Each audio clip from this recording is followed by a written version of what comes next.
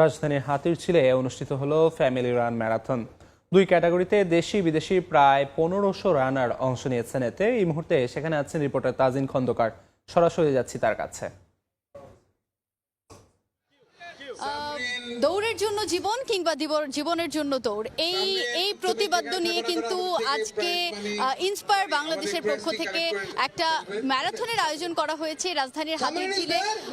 শুক্রবার ছুটির দিনে আয়োজন করা হয়েছে, যে ছুটির সকালেও কিন্তু এত প্রতিযোগিতার অংশগ্রহণ, যেটা আসলে সবাইকে মুগ্ধ করার মতো।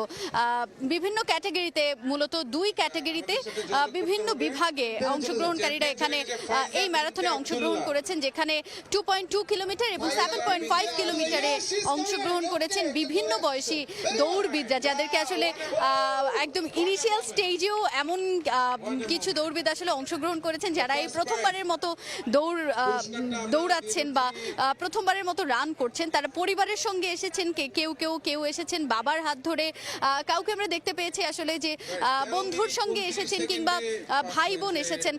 সো এই ম্যারাথনটার আসলে মূল উদ্দেশ্যটাই হচ্ছে পারিবারিক বন্ধনটাকে সুদৃঢ় করা।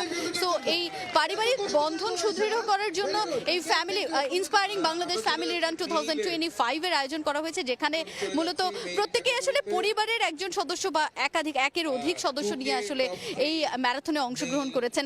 সেখানে আমরা দেখতে পেয়েছি যে একদম ছোট বলতে কেজিতে পড়ছে এরকম একজনকে আমরা দেখেছি, যে 2.2 কিলোমিটারে আসলে মেল ক্যাটাগরিতে তিনি চ্যাম্পিয়ন হয়েছেন। সো এই বিষয়গুলো আসলে আমরা আমাদের এখানে যারা রানার ছিলেন তাদের সঙ্গে কথা বলেছি, তারা এটা আমাদেরকে বলছিলেন যে এই ছোটদের কাছ থেকে তারা আসলে অনেকখানি ইন্সপিরেশন খুঁজে পেয়েছেন।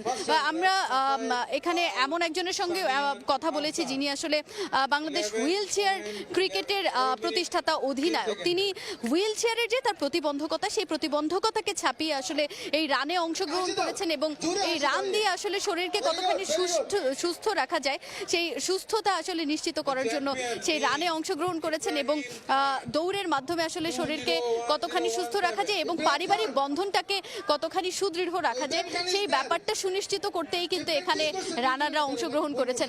একটু জানিয়ে রাখতে চাই যে এখানে কিন্তু প্রায় 50 জনেরও বেশি বিভিন্ন দেশের নাগরিক আসলে এই রানে অংশগ্রহণ করেছেন।